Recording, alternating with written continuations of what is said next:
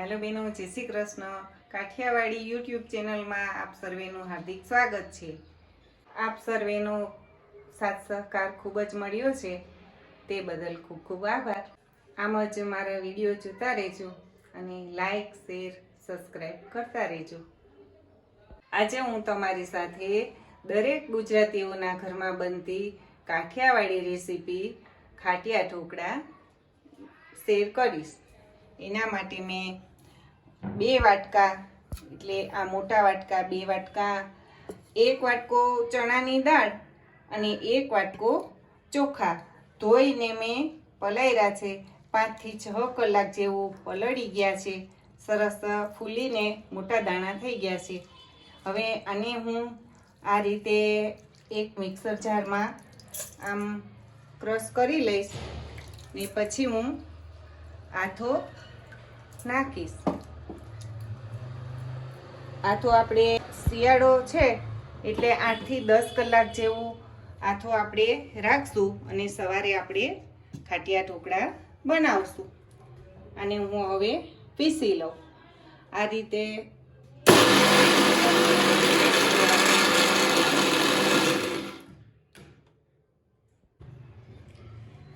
આપણે પીસી લીધું છે અને હું તમને બતાવું છું. આવી રીતના કડકરું એવું પીસી લેવાનું. દળાવવું હોય તો પણ આપણે ઢોકળાનું દળાવી શકીએ. આ રીતે હું એકસાથે બધું પીસી લઈશ અને પછી હું આથો થોડીક છાશ નાખીને મૂકીશ. ખીરું એકદમ સરસ તૈયાર થઈ ગયું છે, એ તમે જોઈ શકો છો. એમાં આપણે આટલી મેથી અને આટલી આપણે ચણાની દાળ નાખશું. એનાથી સરસ મજાનું જાળી પડે અને સરસ મજાનું થાય. આ રીતે આપણે મિક્સ કરી લઈએ ને એકદમ સરસ ઢાંકી પેક અને સવારે 8 થી 10 કલાક પછી ખીરું તૈયાર થઈ જશે, આથો આવી જશે, પછી આપણે ઢોકળિયામાં મૂકશું.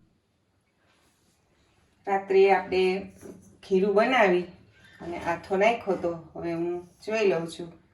આથો સરસ મજાનો આવી ગયો છે અને તમે જોઈ શકો છો આમાં જાળી પડી ગઈ છે. હવે એમાં આપણે નાખશું 1 ચમચી નમક નાખશું. 1 ચમચી કરતાં આપણે વધારે નમક થોડુંક નાખશું, કેમ કે જાજુ ખીરું છે. અને 2 નાની ચમચી હળદર નાખશું. 1 ચમચી ધાણા જીરું નાખશું અને 1 ચમચી જેટલી ખાંડ નાખશું. અને આથો તો સરસ આવી ગયો છે, છતાંય આપણે થોડુંક સાચીના ફૂલ નાખશું 1 ચમચી જેટલા અને અડધું લીંબુ નાખશું, એટલે એનાથી સરસ મજાનો કલર પીળો એકદમ આવે. અને 1 ચમચી આપણે કોરું મરચું નાખશું. પછી આપણે લસણવાળું આદુ, મરચાં, ધાણા ભાજી, લસણ એ મરચું તૈયાર આપણે કર્યું છે એ આપણે ખાટિયા ઢોકળામાં ઉપરથી એડ કરશું. આ રીતે પછી હલાવી નાખવાનું અને આપણે આ એક ઢોકળિયામાં ગરમ પાણી મૂક્યું છે, પછી એમાં આપણે ભરીને મૂકશું. આ રીતે પછી મસાલો બધો મિક્સ કરી દેવાનો. સરસ મજાનો આથો આવી ગયો છે એટલે ઢોકળા બનશે મસ્ત. હવે આપણે ચમચાની મદદથી આ રીતે પહેલાં આપણે વાટકીમાં મૂકશું. થોડાક અધૂરું મૂકશું એટલે પછી ફૂલે એટલે વાટકી આખી ભરાઈ જાય.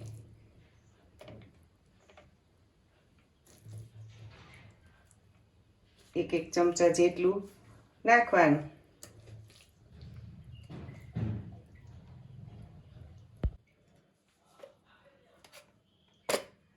આ રીતે આપણે આમાં પહેલાં આપણે વાટકી, બધી વાટકીમાં તેલ લગાડ્યું હતું. એમાં આપણે આ આદુ, મરચાં અને ધાણા ભાજી વાળી ચટણી છે એ ઉપર આપણે મૂકશું. અને કોઈ તીખું ના ખાય તો એના માટે આપણે 2 ડીશ અલગથી બનાવશું. હવે આપણે પહેલાં વાટકી મૂકી દઈએ ઢોકળિયામાં. ચટણી અને આ રીતે આપણે થોડી થોડી ધાણા ભાજી ઉપર એડ કરશું.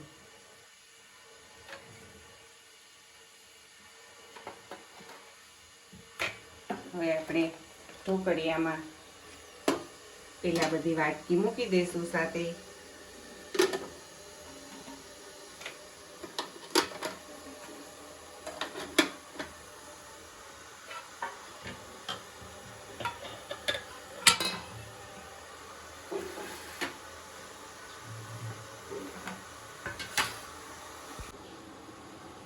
આ રીતે હવે આપણે ડીશમાં ભરીને મૂકી દઈશું. 2 ડીશમાં મૂકશું અને પછી એક હારે સ્ટીમ કરી લેશું.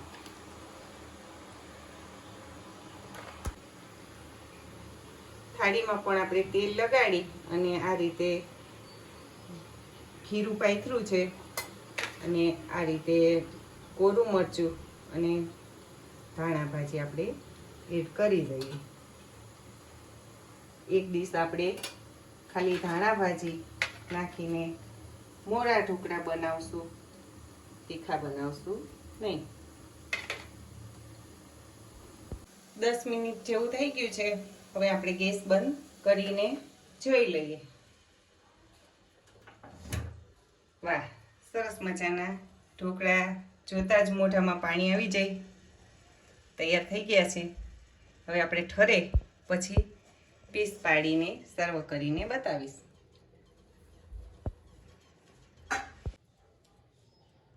હવે આપણે નીચે ઉતારીને જોઈ લઈએ.